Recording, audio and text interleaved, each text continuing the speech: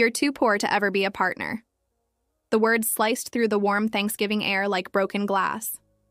Forks paused mid-air. Laughter froze. And all eyes turned to Sarah. It came from her cousin Jake, who grinned smugly, clearly pleased to have put her in her place. But it was Michael, her older brother, the golden child, who twisted the knife. He chuckled, leaned back in his chair, and added, "Yeah, Sarah, no offense, but this is a $10 million conversation. Warehouse paychecks don't exactly cut it." The table erupted in laughter.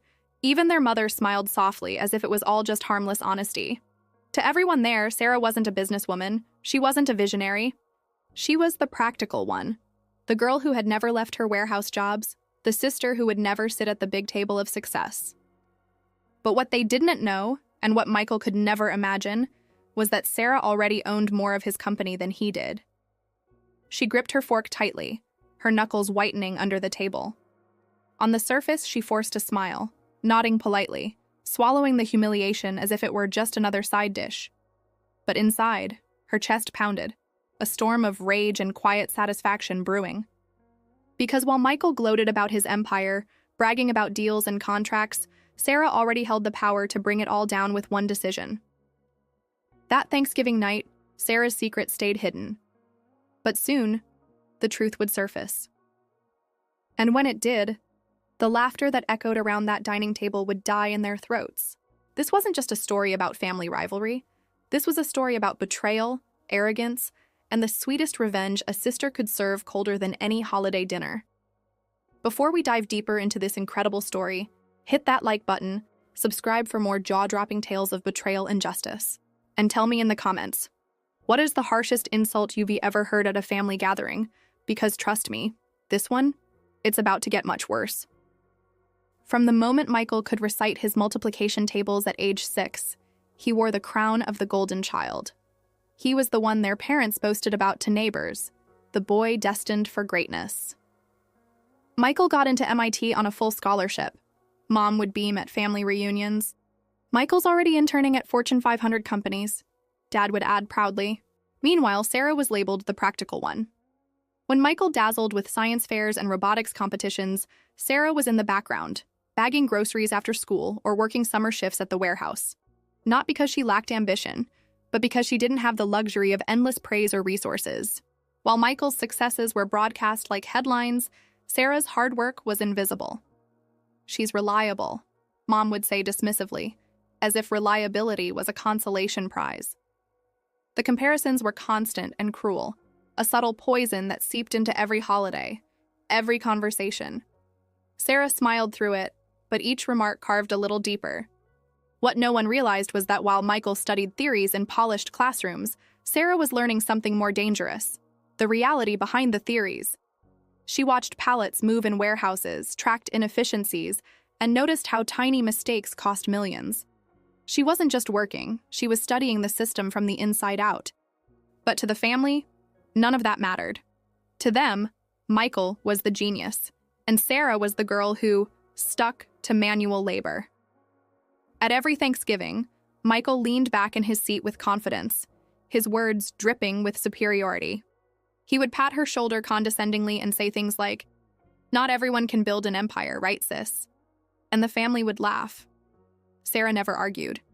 She let them believe she was small, invisible, beneath notice, because invisibility was her greatest weapon. And as Michael grew his flashy company, TechFlow Solutions, Sarah quietly built something he could never see coming. Because while Michael was being celebrated as the prodigy, Sarah was already laying the groundwork for a future that would flip the family dynamic upside down. While Michael dazzled investors with flashy presentations, Sarah was clocking in at warehouses, sweeping floors, scanning barcodes, moving pallets. To her family, it looked like she was stuck in low-paying, dead-end jobs.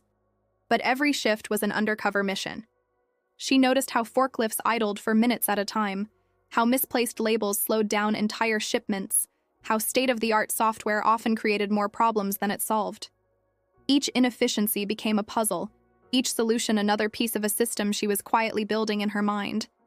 The warehouse managers thought she was just a quiet worker. Her coworkers assumed she was another face in the crowd.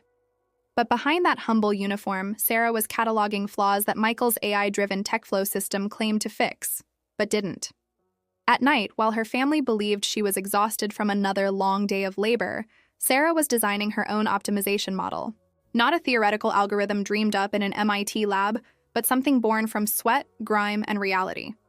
A system that could increase efficiency by 34%, nearly triple TechFlow's much-hyped results. By 24, she launched a consulting firm. It started small, 1 client. But that one became 5. 5 became 20. Soon, Fortune 100 companies were quietly replacing TechFlow's software with Sarah's system because it actually worked. But here's the genius. Sarah stayed invisible. She drove her old Honda. She lived in a modest apartment. She wore the same clothes to family gatherings. She let Michael smirk at her, let the family dismiss her as practical. Because if they thought she was failing, they'd never see the trap being set. And Michael? He never asked why Sarah knew so much about logistics. He never wondered why she asked such precise questions about his algorithms at family dinners. He was too busy basking in applause. The truth? Sarah wasn't just surviving. She was preparing for the day she would flip the board entirely, and Michael wouldn't even know he was playing her game. Because the real twist was coming. Michael's empire would soon be built on Sarah's hidden money, and he'd have no idea his little sister was the one pulling the strings. Michael thought he was untouchable. TechFlow Solutions was soaring. Contracts with Amazon, FedEx, and Walmart made him the star of every family gathering. He bragged about valuations, investors, and his genius team. But behind the glossy headlines, cracks were forming. Cash flow was tight, expenses ballooned, and Michael needed more capital to keep expanding. That's when Sarah made her move. Through layers of shell companies, she positioned her investment firm, Meridian Capital, as a venture partner. To Michael, it was just another nameless VC hungry for a piece of the action. To Sarah, it was the perfect disguise. The irony was delicious. Every time Michael mocked her for being too poor, he was unknowingly signing contracts that gave her more control. With each round of funding, Sarah acquired bigger stakes. She never appeared on the paperwork. Her name was hidden behind corporate veils, offshore filings, and quiet signatures. By the time she turned 26, Sarah owned 73% of TechFlow Solutions. Michael, just 15%. His MIT buddies split the scraps, but none of them knew. On paper, Michael was still CEO, still the visionary founder, still the golden child. And Sarah? She let him keep the spotlight. She let him believe he was in control. Because nothing was more dangerous than a man convinced his throne was secure, while the floor beneath him was already crumbling. Every Thanksgiving, Michael bragged louder. Every condescending pat on Sarah's shoulder was another nail in his coffin. And every smile she forced at the dinner table hid the truth. She could bring his empire down with a single decision. Michael thought she was a warehouse worker who could never afford to buy into his company. But the cruelest twist was this. He had already sold his kingdom to her.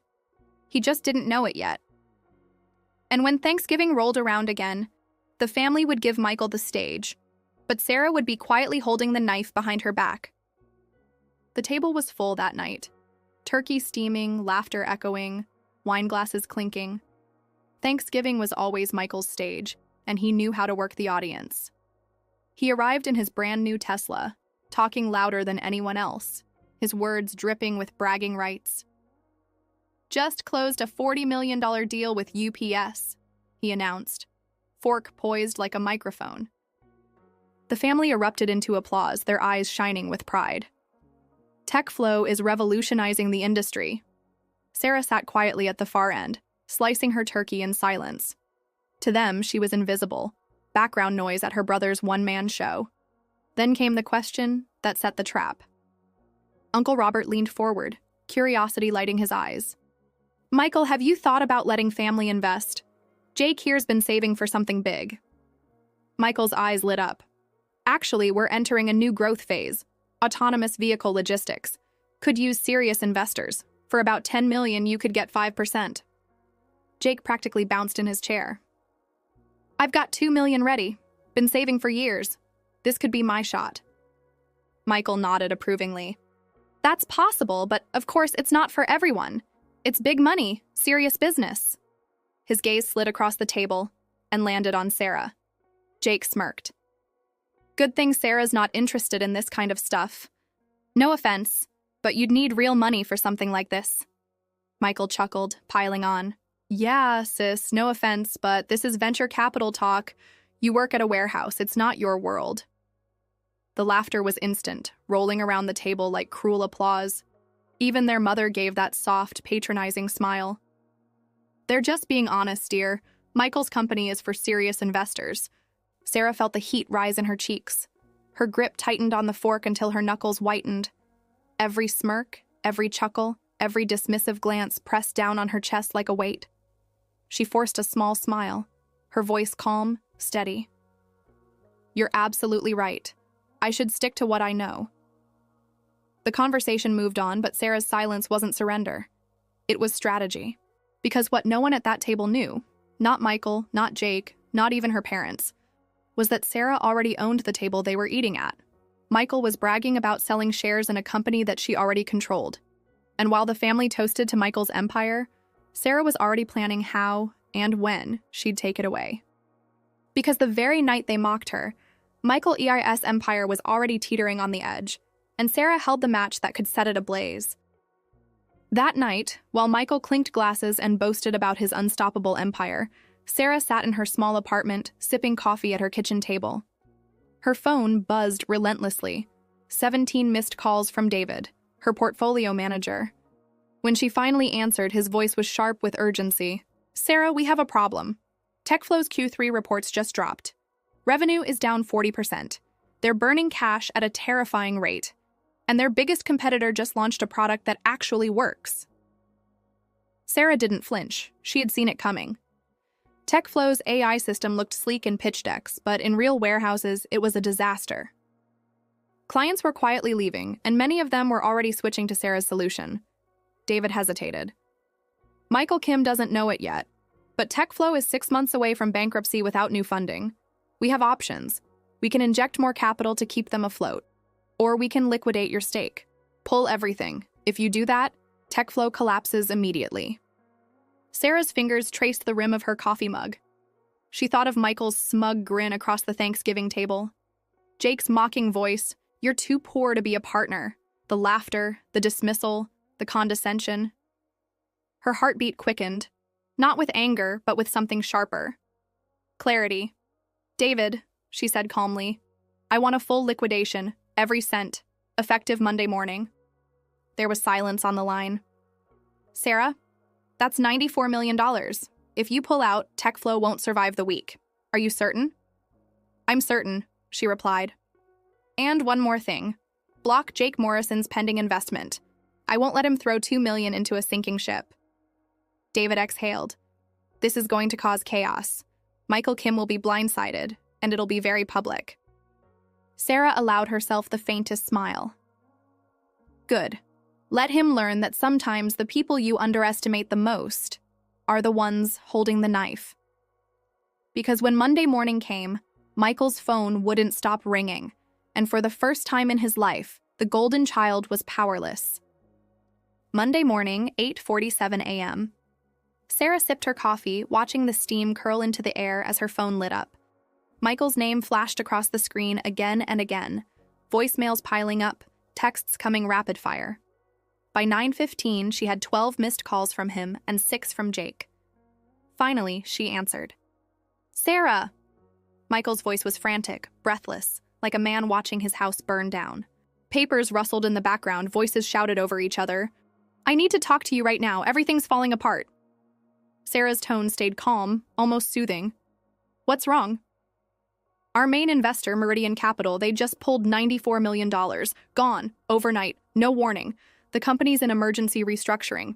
I don't understand. They were supposed to be long-term. We had a deal. Sarah closed her eyes, savoring the panic in his voice. The same brother who had laughed at her just 3 nights ago now sounded like a drowning man. That sounds terrible, she said softly. Terrible. It's catastrophic. Without that funding, we can't cover payroll. We can T-pay suppliers. This company is finished unless I find someone with deep pockets to replace it. Sarah let the silence stretch. Then she asked, "What about Jake's investment? Didn't he say he had $2 million?" Michael gave a bitter laugh. Blocked. Emergency restructuring froze all outside investments. And even if it wasn't, $2 million wouldn't touch this. We need 94. Sarah, do you have any idea how rare it is to find that kind of money? She stirred her coffee slowly, her face impassive, though her pulse quickened. You're talking to someone who has it, Michael, she thought. And you'll never know. Sounds complicated, she murmured. It's worse than complicated. It's over. Everything I've built, 5 years of work, it's gone. Just like that. In the background, someone shouted his name. The tone was urgent, commanding. Lawyers, executives, employees, chaos on the other end of the line. I have to go, Michael said quickly, his voice cracking. Please, don't tell the family yet. I need to figure out if there's a way to save this. Of course, Sarah replied gently. Good luck. She ended the call and set her phone down. For the first time in years, she felt something Michael had never allowed her to feel at the family table. Power. Because soon the news would break publicly. Michael's fall from grace would hit headlines, and Sarah's victory would echo louder than his laughter ever did. By Wednesday, the headlines hit like a thunderclap. TechFlow Solutions files for emergency restructuring after 94 Maller's withdrawal. Startup Darling falls in 72 hours, Michael Kim's empire in freefall. From rising star to cautionary tale. Michael's face was everywhere, on blogs, in business journals, even the evening news. The confident CEO who once strutted into Thanksgiving dinners like a king now looked haggard and broken in stock photos, his eyes hollow behind forced smiles. The press tore into him. They compared his fall to Icarus flying too close to the sun, to a magician whose tricks had finally been exposed. Analysts questioned how a company so revolutionary could collapse so quickly. Investors whispered about fraud. Clients quietly fled. And while Michael scrambled to do damage control, Sarah's phone rang again, this time with opportunity. Her CFO's voice brimmed with disbelief. Sarah, you're not going to believe this. UPS, Amazon, and FedEx all reached out this morning. They want to switch from TechFlow to our system immediately. Combined contracts worth $67 million annually. Sarah's lips curled into a smile. The very giants Michael bragged about securing at Thanksgiving were now walking into her hands. Accept them all, she instructed calmly. And promote Jennifer to head of client relations. She'll manage the transition. In that moment, Sarah's firm rocketed into the top 5 logistics consultancies in the country, while TechFlow became a cautionary tale of arrogance and incompetence. But what truly satisfied Sarah wasn't the money. It was knowing that her brother, the golden child who once mocked her for being too poor, now lived in the ruins of his own ego. And the family that had laughed with him? They were about to see that their loyalty to appearances had blinded them to the quiet power sitting at the far end of the table all along. Because once the empire crumbled, Michael had no choice but to crawl back home. And that cessed when Dad made the call that would test Sarah's silence. It was Friday evening when Sarah's phone buzzed with a familiar name. Dad. His voice, usually steady and firm, now carried the weight of defeat. Sarah, have you talked to Michael recently? A few days ago, she answered carefully. He mentioned some business troubles. Dad sighed, heavy and broken. Troubles? Sarah, he lost everything. The whole company. He's back home with us now, completely devastated. Sarah kept her tone soft. I'm sorry to hear that. But Dad wasn't finished. His words came slower now, as if choosing each one cost him effort. Michael keeps talking about this investor, Meridian Capital. Says they destroyed his company for no reason. He's ranting about lawsuits, but the lawyers say it's airtight. The investor had every right to withdraw. Sarah's pulse quickened. She braced herself for what came next. The thing is, Dad hesitated. Michael's been digging into the paperwork, trying to find out who actually owns Meridian. It's buried under shell companies, but one name keeps popping up. S. Morrison. Silence stretched. Dad cleared his throat. Sarah Morrison. Honey. Is there something you need to tell me? Sarah's eyes drifted to her modest apartment. The secondhand couch, the scratched dining table, the warehouse uniform hanging by the door.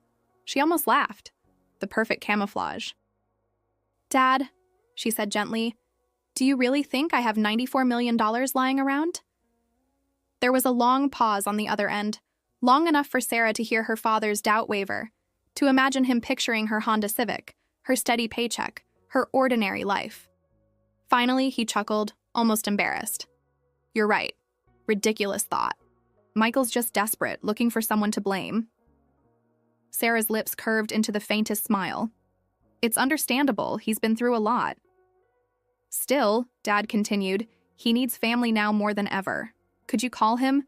Maybe offer some support? Just don't mention Jake's investment falling through. He's bitter about that." "Of course," Sarah replied smoothly. "I'll call him tonight." When the line went dead, Sarah sat in silence, the weight of the secret pressing against her chest. Michael had come close, closer than she expected. He had found her name buried in the shadows. But still, he would never believe it. Because the one thing Michael could never let himself imagine was that his practical little sister had been the mastermind all along. And when Sarah finally called him, Michael's voice carried something she'd never heard before. Not arrogance, not superiority, but the hollow sound of a fallen king grasping for answers. When Sarah finally dialed Michael's number, the voice that answered didn't sound like the arrogant brother she had known her whole life. It was hollow, frayed at the edges, stripped of the confidence that once filled every room. "Sarah, thanks for calling," he said quietly. "I don't know what to do. 5 years of work, gone, just like that." Sarah kept her voice calm. "What will you do now?" He let out a bitter laugh. "Start over, I guess. Find a job, pay off debts. Mom and Dad said I could stay here for a while. Some golden child I turned out to be." For the first time, Michael's tone carried something almost human. Regret. He hesitated before speaking again. "Listen. About Thanksgiving. When Jake joked about you being too poor for partnership, I laughed. I shouldn't have. I keep thinking about it now. How stupid it sounds when Ivy lost everything, and you are the one who still has stability. Maybe being practical isn't such a bad thing after all." Sarah felt a flicker of something, almost pity, but she buried it. He still didn't see the truth. He couldn't. "Everyone has ups and downs," she said softly. "You'll figure it out." There was a pause, then his voice hardened. "I'm still digging into Meridian Capital. Something about the timing feels personal. If I find out someone in this family was involved, if you were involved, that would be unforgivable." Sarah's lips curved into the faintest smile. "Of course, Michael. That would be terrible." They said their goodbyes. Sarah closed her laptop, glanced at her modest apartment, and let out a long breath. She had over $400 million in assets, contracts rolling in from Fortune 100 companies, and a consulting empire that dwarfed Michael's fallen startup. Yet to the world, and to her family, she was still just the practical sister, the one who never reached high enough to fall. And that was her greatest victory. Because while Michael had chased the spotlight, Sarah had mastered the shadows. And when the time came, she used those shadows to take everything from him, not with noise or drama, but with quiet precision. Sometimes the sweetest revenge isn't proving others wrong in the moment. It is letting them drown in their arrogance while you rise in silence. Underestimation can be a weapon, and when wielded patiently, it becomes unstoppable. And now I want to hear from you. What is the most satisfying story of revenge you've ever seen or heard? Drop it in the comments below. Smash that like button if this story hooked you. And don't forget to subscribe for more tales of betrayal, power, and poetic justice.